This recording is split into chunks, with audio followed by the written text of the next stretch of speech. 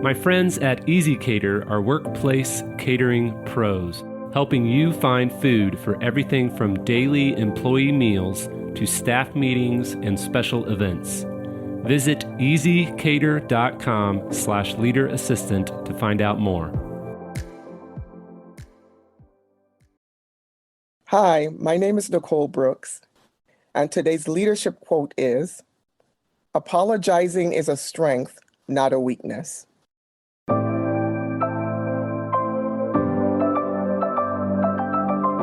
The Leader Assistant podcast exists to encourage and challenge assistants to become confident, game-changing leader assistants.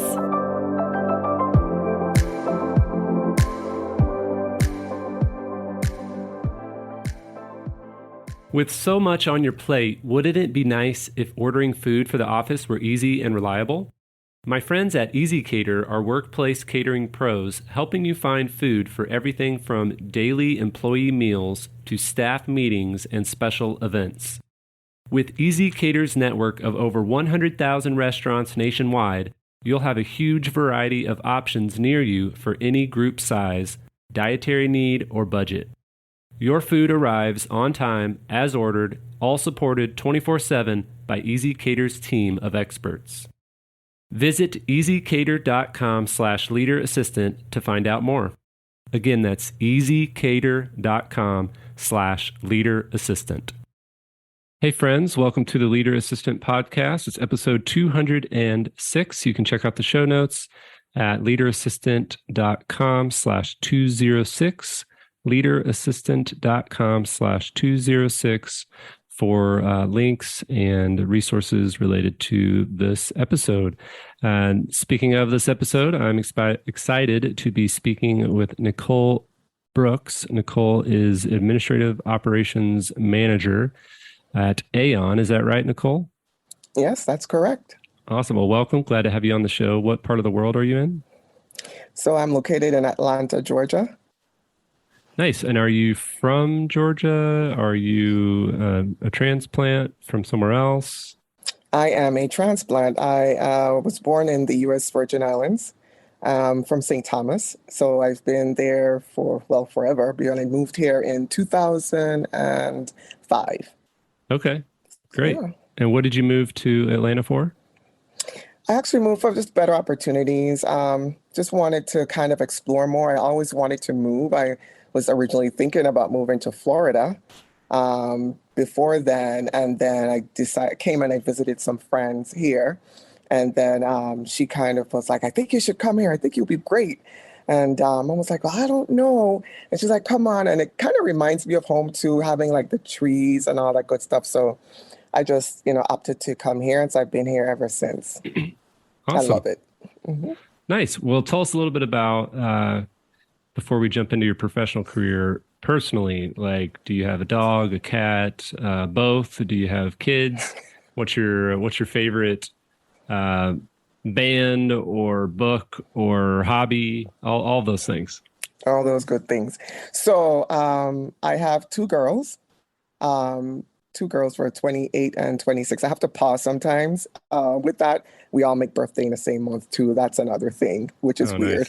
Nice. Like literally 2 days apart from each other. Wow. Yeah. That's a party week. It is. And I never really got to spend a birthday when they were younger of my own because I always was planning for theirs, kids in school. So that's what I did. But it's great to be able to celebrate all at once, at least. So I don't have any pets of my own, but my daughter has a dog. Her name is Storm. And as far as for hobbies, I love reading. I love spending time with family. And if I had another life, I guess, but hopefully that will be soon, I will be traveling more because I do love traveling and seeing family. So that's something that I do love. As far as favorite books, I just finished reading a book. It's about the 5 dysfunctions of a team, I think is what's the name of it. And Patrick Lencioni? That's it. That's who it is. Yes. So I just finished reading that book, and I thought that was really a good read. I think for anyone who's, especially if you're, going to be a manager or just even just a part of a team, is to see the dynamics of it. So I thought that was pretty good. So that's the last book that I read. Nice. Awesome. Well, yeah, we're excited to have you on the show. Thanks for kind of reaching out to me on LinkedIn and being courageous and taking a risk and saying, "Hey, I'll be on the show." Really, really excited to chat with you. I am as well. It was very exciting to see that. I was wondering if I should, and I was like, oh no, I think I'm going to do it because really love to speak with Jeremy because I've been following you for a little bit. So this Nice, is nice. great. Cool. Well, let's talk about your career a little bit. So you've got several years of experience in the administrative professional, looks like public, private, manufacturing, nonprofit sectors. Um, Currently partner with executive assistants as well, who provide complex and varied support to all levels of leadership. So, how did you get into the assistant world? And then tell us a little bit about your journey. And now your title is Administrative Operations Manager. So, yeah, tell us a little bit about how you got into the world, what you like about it, and then how you ended up. And do you lead a team right now? Is that right? Yes, I do. I Okay. lead a team of 6. Yeah, I Okay. do. Great. So we'll get into that part as well. But yeah, kind of give us a little bit of the history of your journey as an assistant. So when I started, so the funny thing is that I remember being like about maybe like 6 or 7 on my grandmother's porch, sitting with my little table with a dictionary or something, was a thick book. And I had like a pad or paper or copybook or something, and I was pretending as if though I was taking notes. It was weird, but it was between being a teacher, which I think most kids kind of fall into when they're that young. And then I thought about being like support, like being an assistant. I didn't know anything about assistant, but that's what I was mimicking or doing. So fast forward to my first job out of high school, I worked at this finance institution, and it was fine for 5 weeks. I lasted literally 5 weeks working there because I didn't like it. I really did not like it. So stayed there for a little bit. It was a little bit of a toxic situation as well. So I ended up leaving there and then got my next job like about maybe a month and a half later. I worked as a clerk at the public housing authority there. And from there, I moved on to promoted. I was promoted to administrative secretary, and I had one of an assistant that reported to me. So that was my first time being a supervisor. That was interesting, but it was good though. Then I went on to being a personnel assistant within the same company. So I was there for 15 years. I kind of moved around a little bit there. Then finally in 2005, I moved here to Atlanta, Georgia, and uh, I ended up being working as a temp at Office Team. I was there for maybe a few months, then finally became permanent as an office manager at a leasing company, a leasing development company. And then from there, I went to manufacturing and moved into HR as an HR risk management coordinator. Then from there, I went to being a temp again, because that was during around the time of the recession. Mhm. So then I went and worked somewhere else as I was volunteered by my friends here at Salon for a while, kind of running the office, the back office stuff. And then I went on to be a temp. Then I got hired permanently. I started as an HR specialist, and then moved into permanently as an HR in payroll. Didn't like that. Did that for 8 years. And then finally, fast forward to where I'm at now. I've moved into being an executive assistant. So that's kind of my journey working in nonprofit, public sector, manufacturing, private, kind of run the gamut a little bit there, I think. Nice. Awesome. Yeah, that's a great career. What's been your favorite part about specifically the support administrative role? I think it's kind of twofold. One, I love supporting people. I love being like the cheerleader and helping someone get to where they need to go. I really do enjoy seeing how things move on the back end and how I can help to get them there. and also be like their cheerleader, because there, of course, there are times when there's highs and lows, or depending on what the project is. So being able to be there and support them and see it follow through to the end and seeing the success of it or what we learned from it if it failed. And the other thing is customer support. As far as, I always speak with folks. Sometimes I wonder, like, maybe I should have been customer service manager or something, but, folks are like, you have such patience, but I think all of my journey that I've had kind of prepared me for where I'm at today. And for that, I'm very grateful for. So I think just those two things are just being able to be that cheerleader and to offer that wholehearted support for whomever, whether it's external or internally. Love it. Awesome. Well, what about this current role, the current title, Administrative Operations Manager? How did that come about? Was it an organic thing that kind of happened? Was it a clear career path that you had in your, sights for a while and worked your way up to it? How did that whole process and promotion play out? So when I started with the company I'm at now, I started as actually a contractor in 2017, like late 2017.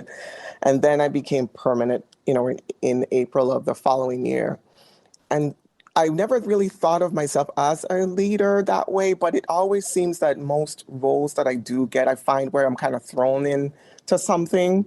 And not to say that was the case here, but I always end up where I'm always interested in being the unofficial mentor to someone because I just love to help. I want to see people succeed. And I was thinking about, for me, this is what I would want. For myself, I would want it for someone else. And so I do recall where my now manager, she, reached out to me and she kind of spoke with me said, you want to consider or think about this role. And I was like, well, I don't know. I don't know if I'm ready for it at this time because I was kind of new to the company. But the opportunity came in 2020. We're in 2023. So let's say 2021 or early 2022, the role became available. And so I decided to pursue it, and that's kind of how I ended up here. I was nervous about it because, you always think that you're not ready for something. You're actually, or you're doing it, but then you're not thinking that you always feel like everything has to be laid out and it has to be perfect. Everything has to be lined up exactly the way. And sometimes, I can be an all or nothing person.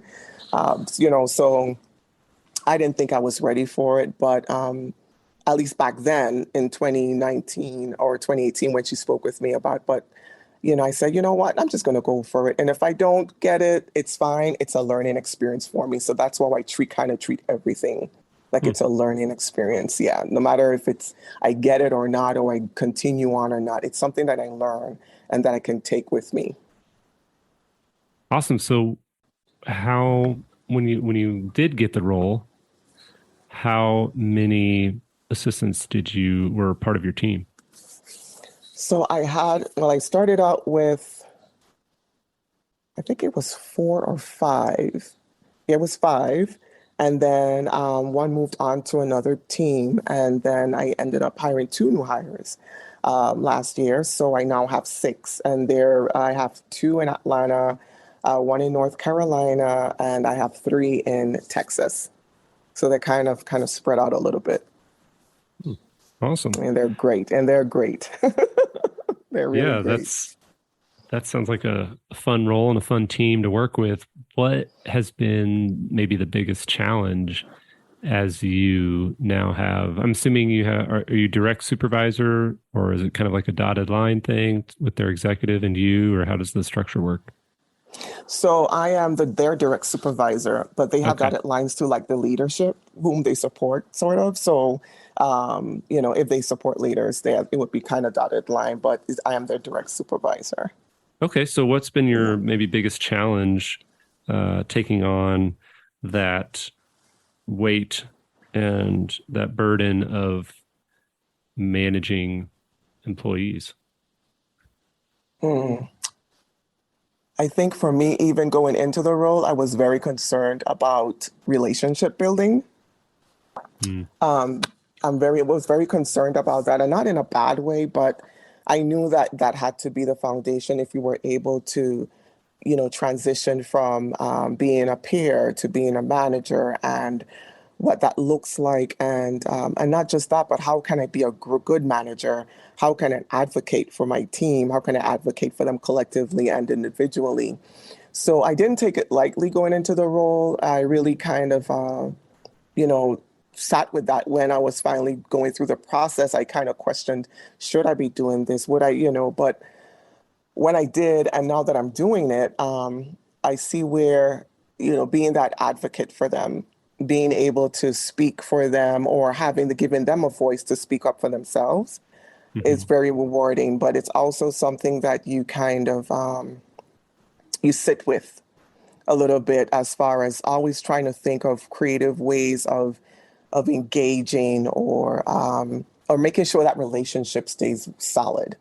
That's, I think that's one of the managing thing, being a manager, is being able to do that, making sure that the relationship is good. Because I do recall going through the process in the beginning of always thinking about that. How can I keep engaged? How can we, especially being that we're all, most of us are in different spaces, how can we maintain this relationship and build on it? Hmm. So that has been something that has always, even now, it's not as bad now because I've been in a role for almost a year, but it was something that I kind of still weigh in, and that's in the back of my mind, of always staying, being on top of that. Yeah. So essentially, it's like, okay, you are partners with these people and your peers, and you've been working together, and now all of a sudden you've got that kind of what can be awkward transition of, okay, we're colleagues, but now I'm your boss. Is that Yeah. kind of what you're talking about? Like that challenge of, okay, how do you maintain a good relationship, but also like lead them and hold them accountable for their job? I think it goes across the board, but it's mainly just that relationship of, being a good manager, because I've experienced for myself, and not at the company I'm at, but, at previous roles that I've been in, I've experienced bad managers, Hmm. toxic, so, and not that I'm that way, but always being just very self-aware, and just wanting to be sure that there's lines of communication. There's a place where they know that they feel safe coming to me. So having that relationship, what that looks like, coming from being, a peer to being a manager. I mean, it's not like you have one person, where what I had like years ago, was just one other person, but now it's six. And then we're Hmm. not all in the same space. So what does that look like? How can I be effective? How can I make sure that I build this relationship, just not for me and them, but for the team itself, for being cohesive? So I would definitely say that. Yeah. So what's one of the things that has worked well for you, or tips that you would have for others who also work in different, regions and spaces and trying to stay connected and work as a team? Definitely having regular, like, one-on-one or check-ins. So, I offered, after a while, once we've kind of built that foundation, starting out, after a few months, I asked, like, well, people, would you prefer like 1 week or every 2 weeks? But that's the maximum that I'll go, that we won't see each other, especially Hmm. for the virtual folks. So, so every week, so either weekly or biweekly, and that's the most. And then we have our unit meetings as well, like twice a week.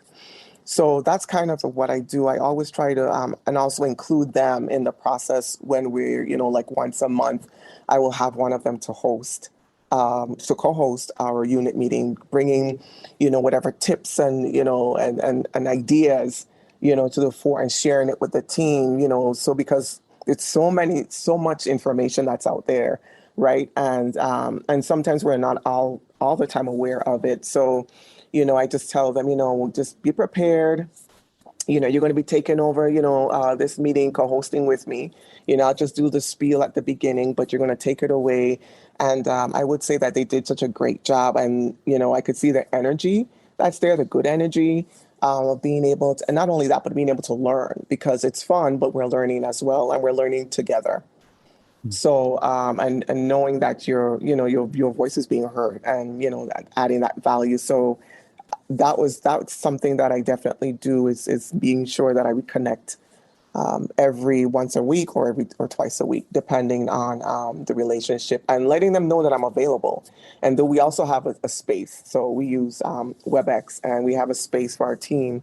So we could just questions if you have questions for the entire team, or we just want to put little funny gifs or quips in there about something. That's our space, and that's the way that we stay connected. Love it.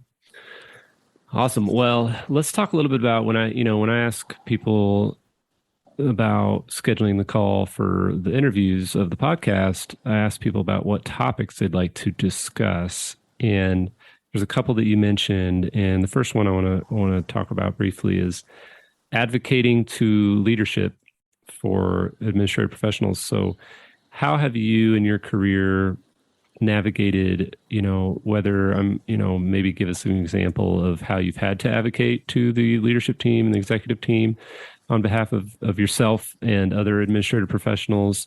Maybe it's, getting professional development budgets. Maybe it's restructuring the org a little bit to benefit the admins. What did you mean by and why did you select that topic? What would you like to share? Absolutely. So I remember this was when I was working in the public sector at the Public Housing Authority. We, as how we were called housing clerks back then, and we were assisting in the offices in the communities, and we did a lot of work. We were actually doing assistant. Some of us were actually doing managerial work, but was not receiving the pay. So it came a point where some of us, we got together, or I think it was maybe all of us. It wasn't so big, but we all came together and we were griping and talking about it. And I'm a person, I give myself 2 weeks to kind of mull over something, and then I'm either have to let it go or or I need to have some type of action. Mm-hmm. So for whatever period of time back then, we talked about it, was like, let's do something about this. So, we sent a letter to, or requested a meeting with our personnel person there, director there, HR director. I said personnel because that was a title back then, personnel, but it was HR. And, I spoke with him and was sharing with him, well, this is what we would like to do and all that, and all good stuff. And kind of passed it over, this is, you're not really, we're not, okay, you got heard, but that's it. So then we moved on to the executive director at that time. And he, I don't think he got the letter actually, but when we got the response was kind of dismissive, and I didn't like it. And I literally remember myself walking to the office, getting our job description, going back up, and I hit that typewriter then. It was those old IBM typewriters back then that turned typewriter computers. And I wrote a letter, and I had every one of the other clerks to read it, and then we all signed it. And in that, I used actually the values, the core values of the organization to kind of remind them, well, this is what you said you stand for, but this is not what we're feeling. This is not what's being expressed. And we got our meeting with the executive director. We got our meeting after that, yes.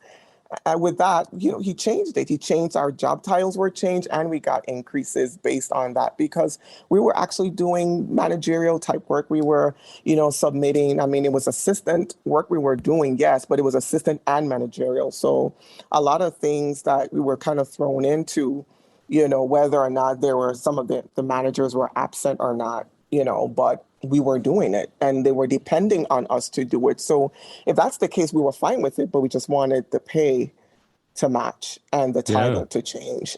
So that's one of the things with advocating. I was a Goliath, David and Goliath type thing, I guess. But for me, I'm like, no, you have to treat folks well. We come in, we do what we have to do, we make everyone look good. Well, then see us then. We're not asking for a lot, but see us. Right. So definitely that was one instance of go advocating to leadership about the roles that were what we did. So we did a whole desk audit thing, had to complete all that paperwork, to submit so that they can go ahead and reframe our job description. Wow. That's awesome. Yeah, So it sounds like one of the key parts that you mentioned about that, for those listening who are dealing with the same issues and how to present that business case to their leadership team, one of the key parts is you basically gave them a taste of their own medicine in a way when you said, you aligned the request and the letter and the advocating with the organization's goals and with the absolutely. organization's mission. And so it's hard to, I think there's two things that are really hard for executives to ignore. And one is when you kind of check them on what they preach, if you will. Hmm. Hmm. And then the second thing would be like data, Yeah, and showing them like, okay. And I think you mentioned an audit or something too, like the the there's desk audit. Yeah, that they yeah, the called desk in audit. HR. Yeah, to see what we do. Yes, absolutely right. So anyway, I think that's awesome. Thanks for sharing that story. Definitely an encouragement to those listening who are wrestling with similar things. And yeah, just know that it can happen, and it can you can cause change in many cases. Absolutely. Absolutely. You never, if they could have said no, they could have, said, no, we were not going to do it. And then we would have decisions to make of our own, whether as a group to say that we were no longer going to do anything above and beyond our job description. I think today they may call it quiet quitting, but back then Hmm. it was just doing the bare minimum. Not, well, I won't say the bare minimum, but doing what you've been hired to do. But we stretched so much, so it was only fair. And they could have said no, or we could have individually decided that we would have moved on, Right. to another company or something. But it's definitely worth to try, Yeah. absolutely try. Yeah. Awesome, Nichole. Well, to kind of wrap things up, the last topic that you mentioned that you would like to chat about is, I love this one, by the way. It's extending grace at work. Oh. So tell us a little bit about maybe a story or experience where you've been extended grace to, or when you've had to extend grace at work, and what a little bit more about what you mean by that. So extending grace at work is something that I think I can. So I take it from a place of being empathetic, of Hmm. having that experience of when I didn't have folks extending grace to me, especially when I was younger, starting out in the workforce. There was no one that was there to initially give me that understanding of these are the things that you do, this is our expectation. That type of thing was more or less like you come in, a sink or swim type thing. And I found that even in other jobs as I kind of continued in my career. And I'm not going to put the whole onus on one person, but I felt a little bit timid going into some of the roles. So not having that confidence and everything. So having that grace to know that when someone comes in new, being able to lay out something for them, like onboarding. I'll just use that as an example, to onboard them, and not just for like a month, or 2 weeks, but something that may be like 3 months, or it could be 6 months, where you check in with this person in the first maybe week or every week for the first few months or something. And it kind of extends out as they continue to build and grow in their role. So extending grace for me and coming from that space is what I feel that I have to give to others, especially those, whether on my team or not. It doesn't matter to me. I always try to give people the benefit of the doubt, extend them grace that way, because I don't want anyone to make any assumptions about what's going on with me or if something is wrong or if I did something wrong, you kind of want to drop the hammer, but to allow someone the opportunity to be able to express, well, to explain, well, this occurred, or it could be, something, it happens, life happens. We all make mistakes. And to allow someone a safe space to be able to say that I made a mistake, to extend them the grace for that, because there are not a lot of places. Well, I won't say that. In my experience, I would say I didn't have that all the time. I always felt like I had to be 100%, whether I know what I was doing or not. I know so folks say fake it till you make it, and that works at some points, and in some points it doesn't. So, being able to know that it's okay to make a mistake. How can we learn from it? And not be afraid of the person coming back and kind of belaboring the point, like maybe like a month later, oh, well, remember you did, that's not what that is. To me, it's how do we fix it and how we can move on from here? How can we grow from this? And that's the way that I approach it. So where I'm at right now, in this new role where I'm at, and even before the new role at this company, I always told that some of the folks that I work with, it's like Christmas for me. I've never been in a company where, that the folks are so understanding. The team is great locally, nationally. I'm like, oh my gosh, are you kidding me? It's like all this grace is being extended to you, because I always go in because I was so trained that way initially, like you have to know, you have to know, you have to know. And it's like, how will I know? I'm just starting here. I don't know everything, but the expectation was so unrealistic. But coming into this company that I'm in right now, I'll say that they extended so much grace that I was even hard on my own self. If I made a mistake, it almost felt like I had to remind myself, no, it's okay. Take a breath. As someone told me there that I work with, no one has died. There's nothing like that. It's not that serious. It can be fixed. And so extending that grace, that I felt that going in there and experienced it all the time. So being able to remind folks to extend grace to yourself and to extend grace to others. So that's what I meant by that, because I just love the fact that you're able to be in a space and know that it's okay. I'm not perfect and you're not perfect, and we're just a bunch of messy people here in the world. But we're going to get through this together because we're going to give each other grace. Wow, that's great, Nichole. Thank you so much for sharing. I don't really know what to say. I'm speechless. I think it's just a great way to end this episode. You just nailed it on the head, and I'm really excited to share this conversation with the world. And I really hope that we can stay in touch. And absolutely, I'm hopefully get to do an event in Atlanta soon. We're still working on logistics and everything, but definitely have to say hi and meet up if that happens. Oh, absolutely. I would absolutely be thrilled. Me and a colleague were trying to get to your event. Is it in Orlando or Miami? Oh, yeah. Orlando, yeah. And she was like, do you want to go? And I said, sure, of course, but I have to get back to her and see, well, did you find out are we able to go? And I guess it also depends on what's going on in our business as well, too. Right. So she works in another state, another office, but we're on the same team. So, just to know, but yeah, we're excited because I've shared your podcast with my team, as well as a few other managers, administrative operations managers as well. So, and we would love to have you as well, be on our podcast. So just throwing that out there. Hey, I'm all ears, and you know how to get a hold of me. So let me know, and we'll make something happen.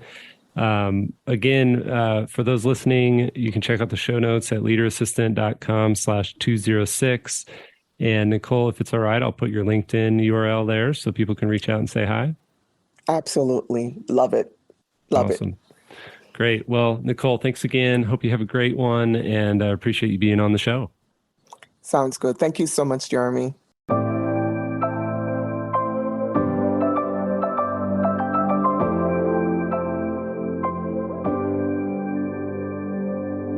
Please review on Apple Podcasts.